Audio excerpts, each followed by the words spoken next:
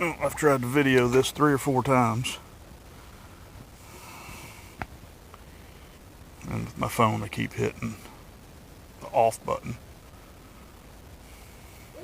But, hold back. Finally got it set. You can see it's a half of a beaver on a short drop shot, 8-pound test. Kistler helium, 7-foot medium.